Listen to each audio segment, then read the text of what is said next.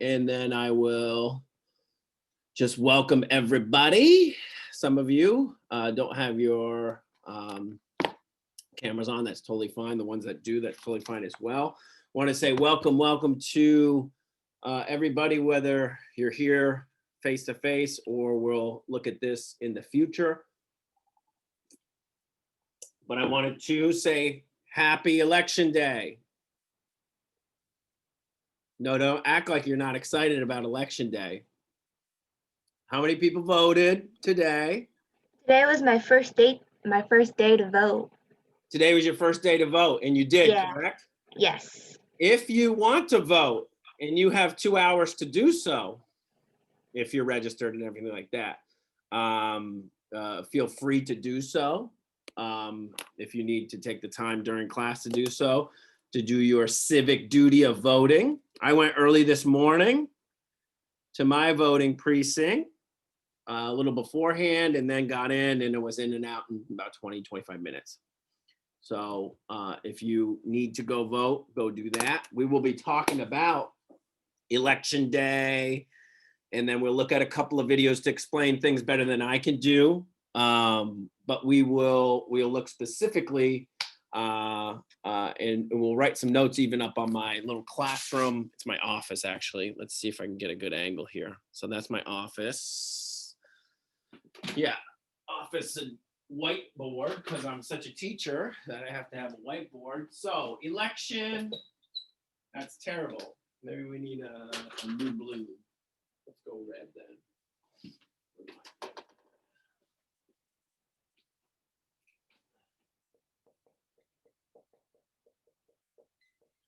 Election 2020.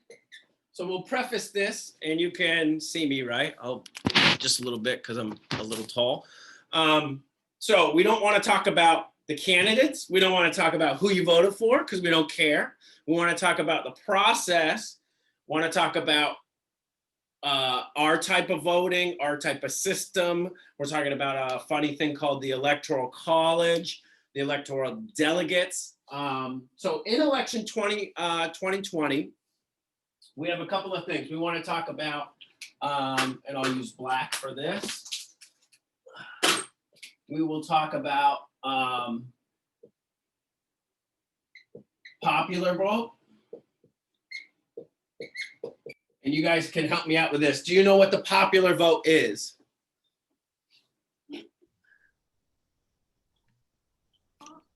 The person who got the most votes? And like the Who got the most votes? That's kind of getting there. When we're talking popular vote, we're talking like the whole area? Of the whole area. Very close. It's like the exact number of votes. Now, here's the big question. Can you see that when I write that up there or no? Yes. Okay. Yeah.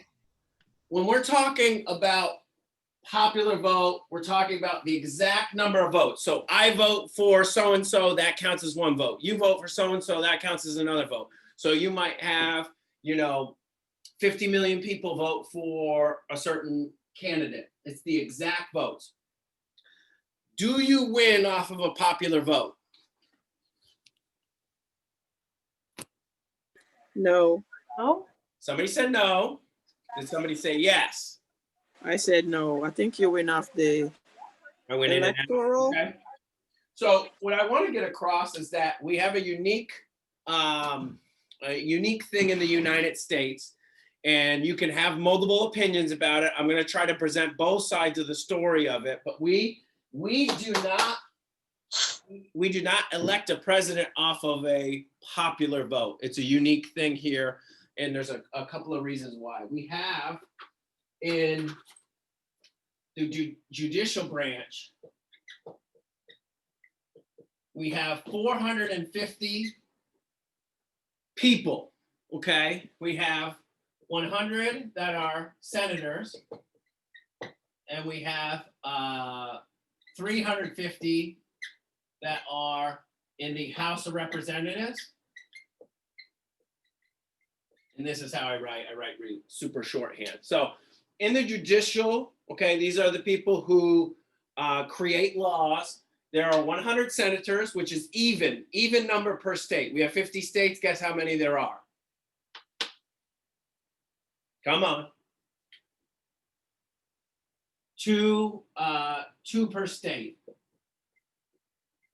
So if you're in California and you're the most populous state in the union, you have the most people, you still only have 2 senators, okay? Which is unique, all right? If you're in Delaware, which does not have a lot of people, or North or South Dakota or Montana, these places with sometimes less than or right around 1 million people, you still have an equal vote, okay? Now, what's unique is this 350, the House of Representatives, that's based on population. Now, I don't know the exact ones, but I know so California's number 1, and they have 50 something. I think 51 or 55, something like that. Number 2 is Texas, and they have 40 something. I don't know which to be exact, okay? We're number 3, and we have 30 plus. Okay. All right. So we beat the heck out of like Washington, D.C., which has one as well at 1. Okay. So what we have, and we have these, this is a magical number. All right. 450. There are 450, and these aren't necessarily the electorates, but we have what they call an electoral college.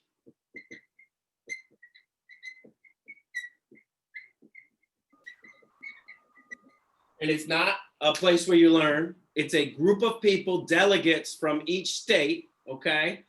And there are 450 of them, okay?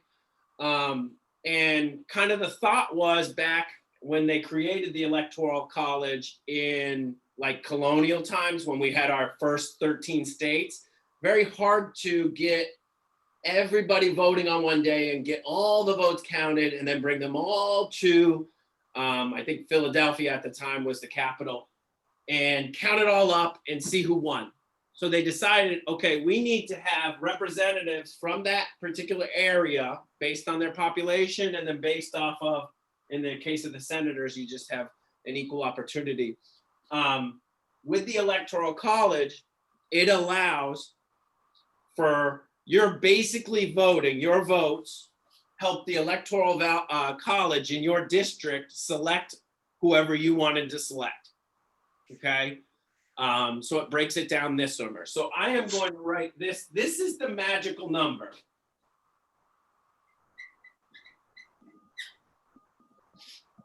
$270. You have to have 270 votes, electoral votes, okay, the majority, to be able to win an election, okay? Now we're gonna watch a couple of explanations of the Electoral College that explain it a little bit better to me than me. But one of the other reasons why we have the Electoral College, because it sounds goofy, like we live in 2020, we can really honestly count every single vote to the person. Like we will have, I think earlier today, there's like 6 million people voted already in Florida. 6 million, it's an exact number, whatever, 900,072, whatever it is. You can get an exact popular vote. We can do that. We have the capacity, it's digital. There's no, some people that are against the Electoral College is that sometimes, and it's happened in 2016, it happened in 2000, it happened at the turn of the century, in the 1900s as well, you can win the popular vote. So you win the majority of the nation's votes, but lose the Electoral College by 1 or 2, and then you lose the election, you do not become president, okay? So on that side, the argument is, well, then not everybody wanted that particular person. The idea is that because California has 50 plus, we want the person in Delaware, the person in North Carolina, the person in North and South Dakota, where there's not a lot of people, to have almost the same even say as California, a person in California. And that'll be explained a little bit better in the little videos we'll look at. But if we were not to have an electoral college, California with its population would be dominating and be able to control who wins. We're going to talk another thing about what they call swing states.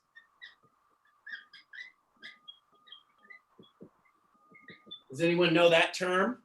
Swing states? Are you familiar with it? I'm sure you've heard it if you watch the news. We are a swing state. Okay? Arizona, maybe? A swing state is a state where, for instance, Pinellas, if you look at the last 4 elections, it voted Republican, Democrat, went back and forth, and back and forth, and back and forth. So you can swing that state, bring that state, and it's not always voting a certain way. California, the majority of the time has voted Democratic for the last, since like the 70s. So a swing state is an opportunity, a state like Michigan, Wisconsin, Florida. These are states where, if you noticed, if you watched any news lately, you saw the president and then the previous vice president. So Biden and then Trump. They were in Florida multiple times. They were in Wisconsin. They were in Pennsylvania. They were in these, what they call swing states. They don't spend a lot of time in Georgia. It's not a swing state, okay? Usually it's gonna vote Republican. So we will spend some time, so if you keep your notes out, I want to share my screen and we'll look at 2 pretty substantial videos on the Electoral College specifically and how it came about, and it's going to be explained just a little better than I can, which is not a bad thing. So let me share screen real quick.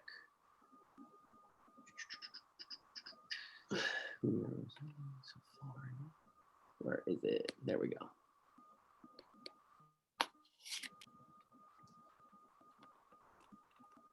Can you see this?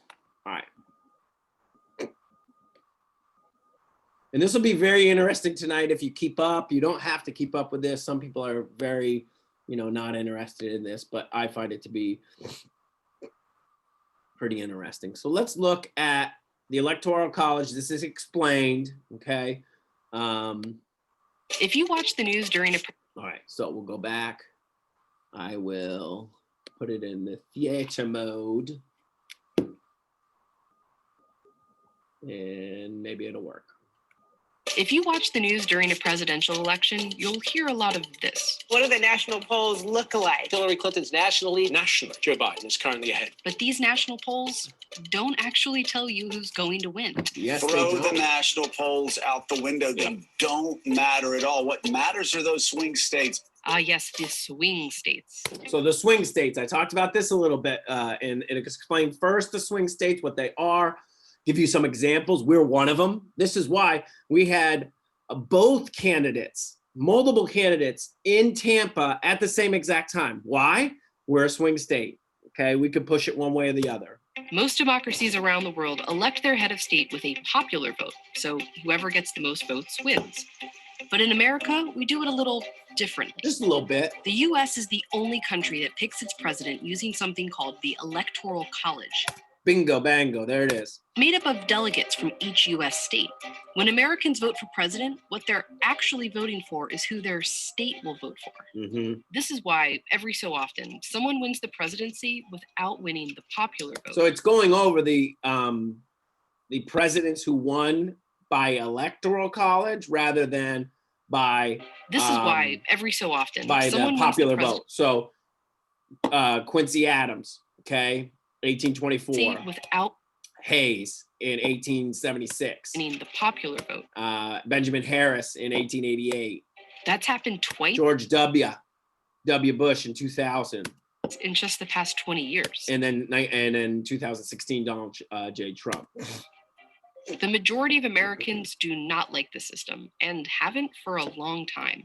Both political parties have made attempts to get rid of it.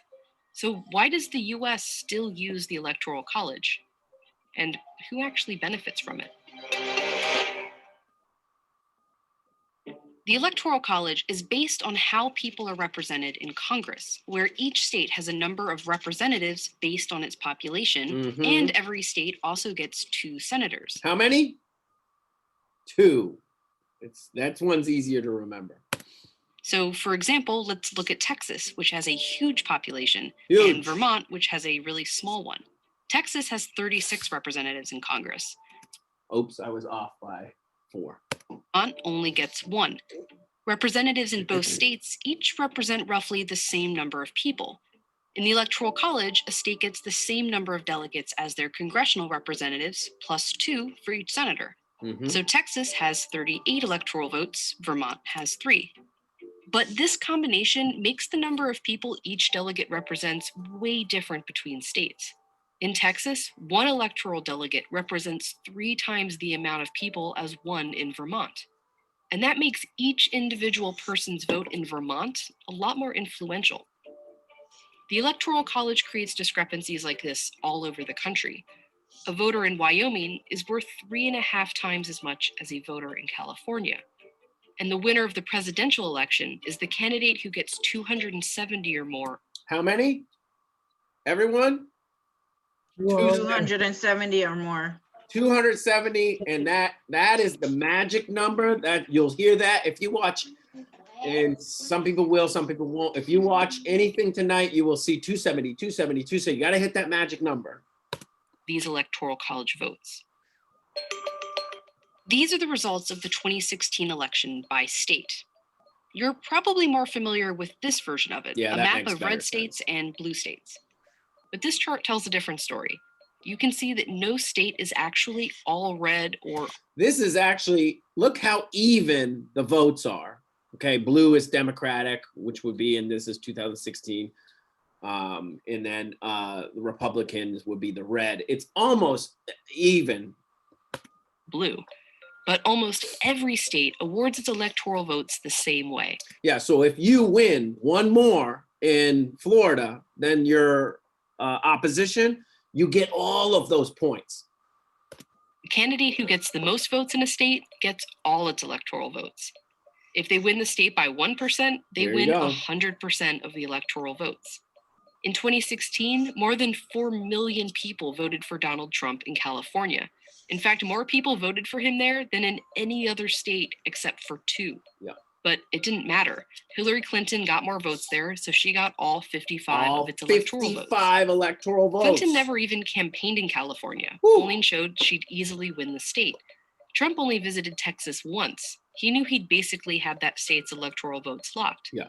But they both visited Florida 35 or more. Look at that. And we always come up, right? Each of these candidates is very similar this year as well. They were in Florida all the time. And it's not just because Donald Trump has an extra, huge mansion down here. This is a swing state where there can be, you can swing that state your way. times. That's because Florida is usually a swing state. Polls show that the vote there could swing to one party or another nearly every election. Trump only won it in 2016 by 100,000 votes, That's out it. of more than 9 million. Swing states have changed over time thanks to shifting demographics and political views. And it's states like these where presidential candidates spend most of their time campaigning. Look at that. So these are the states: Ohio, Pennsylvania, you see over there, North Carolina, as well as Florida. It also means these states have way more influence over the election than these ones. Oh, that's a very good visual. So you have all these states that we were talking about, even Maine and New Hampshire. You have Pennsylvania, you have Minnesota, Wisconsin, all these different areas. It's crazy. Nevada, New Mexico. These states have way more influence over the election than these ones. A study found that voters in Michigan had 51 times the amount of influence on the 2016 election as someone from a state like Utah. Voters in states like California or Missouri mattered very little. Swing states are where the election actually takes place. They get the attention and the influence, and they only exist because of the Electoral College. This is why, and you all can see me, right? This is why you have endless amounts of phone calls, text message, emails. You can't open Twitter. You can't open any Instagram. You can't open Snapchat. You're going to see advertisements for the presidential campaign. That's why this is $127 million spent in campaigning in 2020. Only from May to October. That's just May to October, guys. That's insane. Doesn't seem very fair, but the Electoral College has always shifted power away from some people and towards others. It was how it was designed. Back when there were just a few states, Well, not look at that. 50, they had to get all the states to agree on the Constitution. One problem. The northern states, which were largely anti-slavery, wanted only free people to count in the population towards electoral votes, which they had more of. The pro-slavery southern states were worried that they would be constantly outvoted and wanted enslaved people to count in determining the population. As a compromise, they settled on something called the 3/5 clause. It established that an enslaved person would only count as 3/5 of a person. In 1800, Pennsylvania, a northern state, and Virginia, a southern one, had about the same number of free people living there. But Virginia was also home to hundreds of thousands of enslaved people who had no freedom, let alone a vote, and ended up with more votes in the Electoral College than Pennsylvania. That year, those extra electoral votes gave the candidate from Virginia just enough to win. Yeah. Even Which after the is, US finally, if you think about the most horrific thing that you can think about. Okay, so we have slaves that have no rights, but we want to count them. So we have more electoral votes, but we're not going to count them as a full person. We're going to count them as 3/5 of a person. So just a little more than half of a person. Again, ridiculous. And I guess one of our biggest sins in US history, just outlandishly bad. abolished slavery and eventually gave Black Americans the right to vote, white Southern leaders found ways to keep them from voting, like with discriminating laws like poll taxes and acts of violence. Yep. This meant they continued to have overrepresentation in the Electoral College on behalf of a large population that couldn't vote. The first time Congress At one point in time, there were tests, reading tests that they were given to slaves that were written by doctors from Harvard, okay, lawyers from Harvard.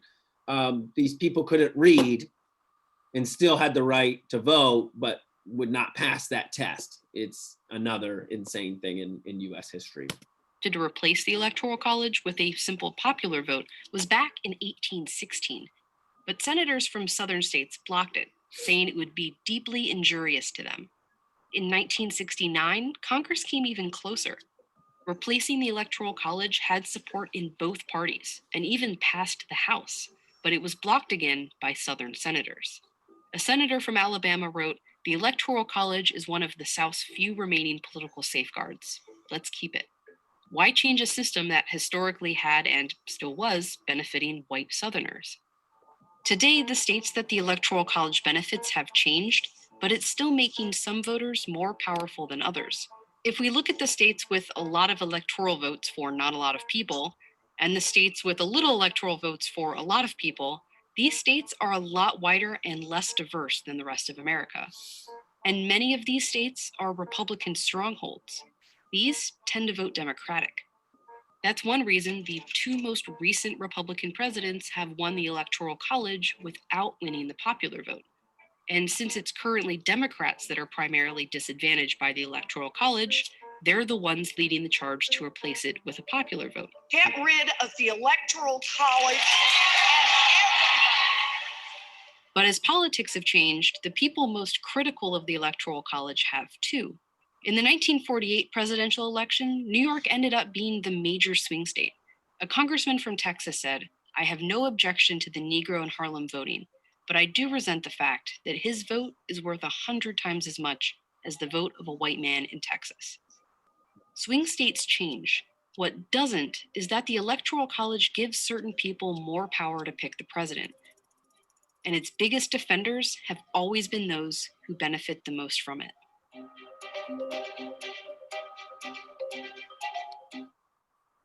Another way of thinking of this, and I'm gonna stop sharing, is we're very unique, okay? We almost have 50 countries within our, like we call them states. Like, for instance, California would be one of the top 5 gross GDP, like they produce that much of products and money. So we have almost 50 separate countries that are voting on one person. So this is why you need sort of that delegate. Let's see if I want to look at one more just to hammer this in, and then I'll probably let you guys early because of math.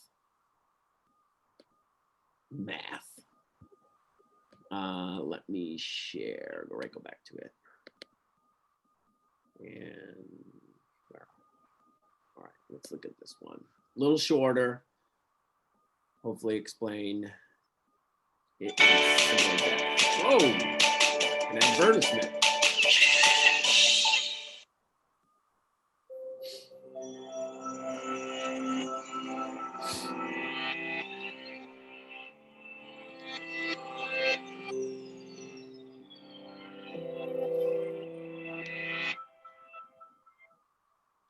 Most people have heard of the Electoral College during presidential election years. But what exactly is the Electoral College? Simply said, it is a group of people appointed by each state who formally elect the president and vice president of the United States. To understand how this process began and how it continues today, we can look at the Constitution of the United States. Article 2, Section 1, Clause 2 of the Constitution. It specifies how many electors each state is entitled to have. Since 1964, there have been 538 electors in each presidential election. How did they decide on the number 538? Well, the number of electors is equal to the total voting membership of the United States Congress, 435 representatives plus 100 senators and 3 electors from the District of Columbia. Essentially, the Democratic candidate and Republican candidate are each trying to add up the electors in every state so that they surpass 270 electoral votes, or just over half of 538 votes, and win the presidency. So how do states even get electoral votes? Each state receives a particular number of electors based on population size. The census is conducted every 10 years, so every time the census happens, states might gain or lose a few electoral votes. Let's say you're a voter in California, a state with 55 electoral votes. If your candidate wins in California, they get all 55 of the state's electoral votes. If your candidate loses, they get none.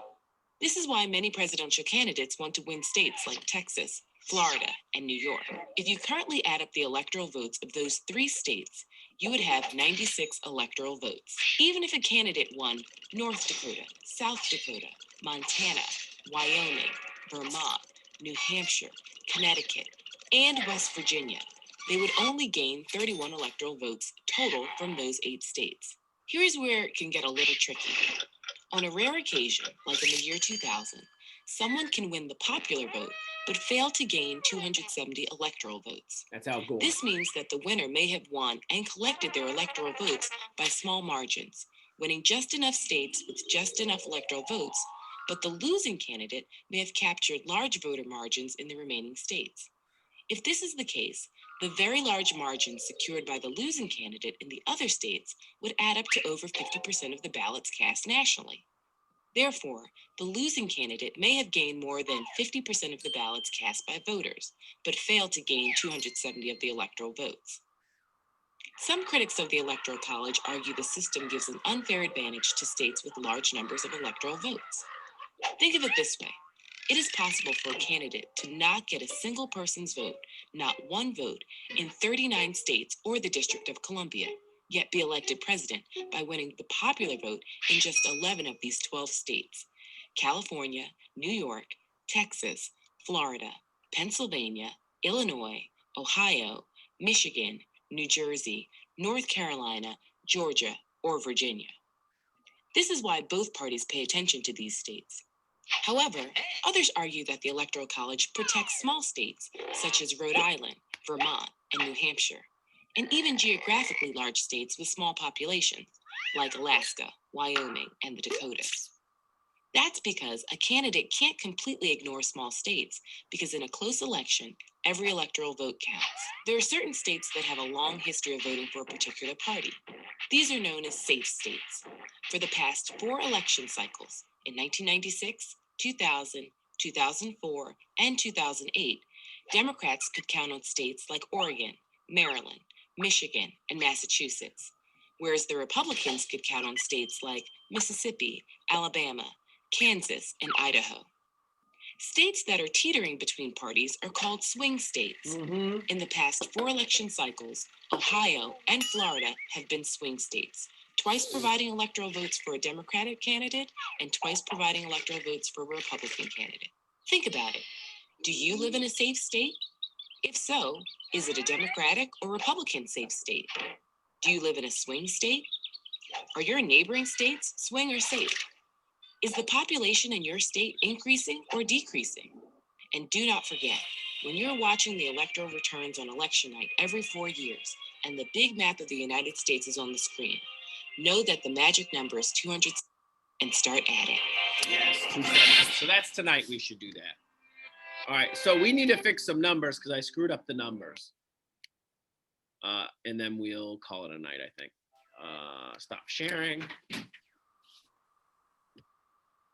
Oops, I just want to stop sharing. Switch the sharing. Joe, your internet service is horribly slow. It's time to Jeez change. Louise. your fiber optic. Come on. How do I get this off? All right, so can you see me? There we go.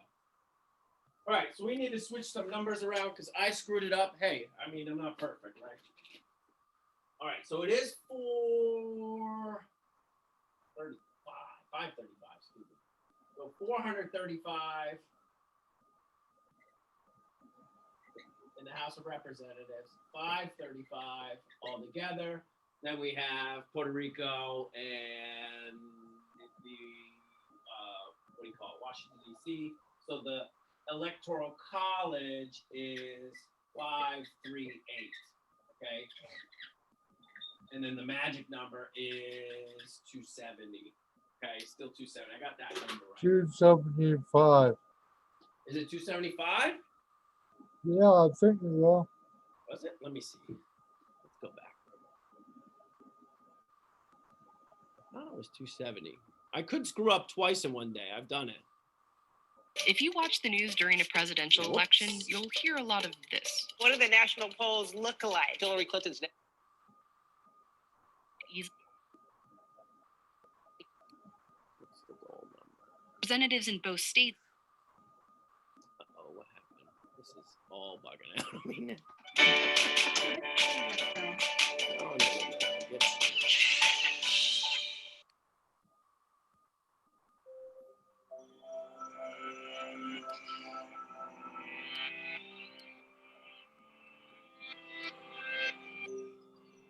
For voting by mail. But it says they still need to process. Most people have heard of the Electoral Oh my College during gosh, I got like presidential 4 of these election going on years. at the same time. But what exactly is the Electoral College? Yeah, you Simply gotta said, it is a group of people appointed by each state. go. How did 538. they decide on the I number got that right. 538? 35 And you need how many? votes. They're trying to get. So how do states even get electoral votes? And Republican 3 electors from the District of Columbia. Essentially, the Democratic candidate and Republican 270 electoral. Yeah, 270. I was right. Marshall, I was right. On that one, I was right, bud. So, yes. So this number, change that to 538 because they have three from Washington, D.C. Okay. And the 270 is what you're looking for, okay? We have 435 House of Reps plus the 100 senators, 535 plus 3, 538. You didn't even know we were going to do math. This is like warming you up for math. So the 270, that's what we're looking at for tonight, the 270.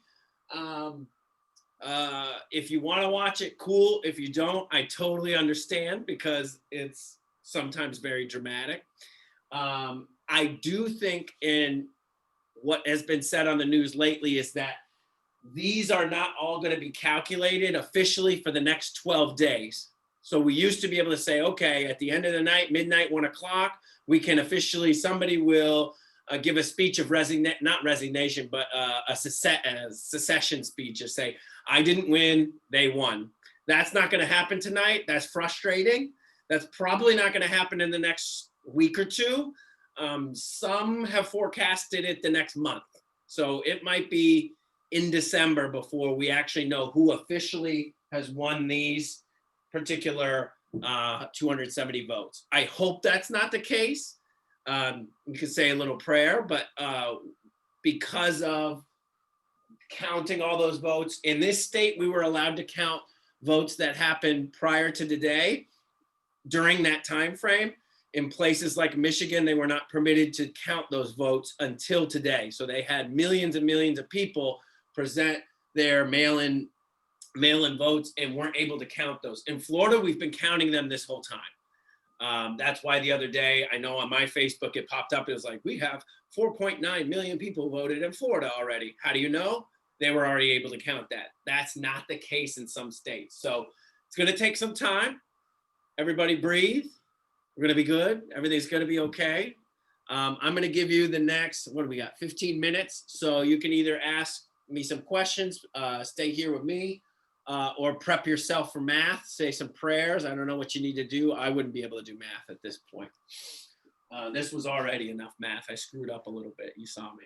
So if not, we will see you Thursday and probably get into some science. Okay. All right. So I will sit down. There's somebody yelling. All right. So questions, comments for me? Anything? What's that word under the 435? Is it poll?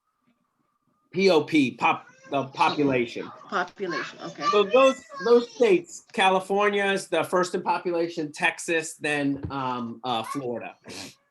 Okay. All right. So if anything else, you can prep yourself for math. Get an energy drink, get a Red Bull. One last question. So am I able to take, I paid for the practice test, so I'm gonna be taking them here soon. Yeah. But after taking the practice test, if I know my level, let's say in social studies, can I take the social studies test? So can I take one test at a time? That's what we want you to do. If anybody, we've had a couple of students come here and they spend an 8-hour block of time taking all 4 sections. Mhm. People are not very successful. No.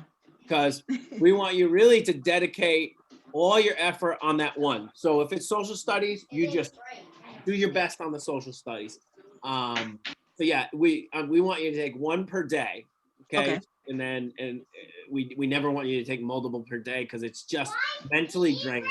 It is. Leave it out on the testing field, you know, leave it all on the field like a, what do you call it, like a sports analogy. Try your best on that one day and then move forward and do your best on the rest of the 3. Never take multiple during the day. That would be too much. All right. Is there a time frame that I have to take them? No, I actually have a student who took 2 in 2014. That's when the GED switched, and that's like the newest version of the GED is 2014. Okay. His scores are still good. Okay. Okay. There's not a time frame. Okay. All righty.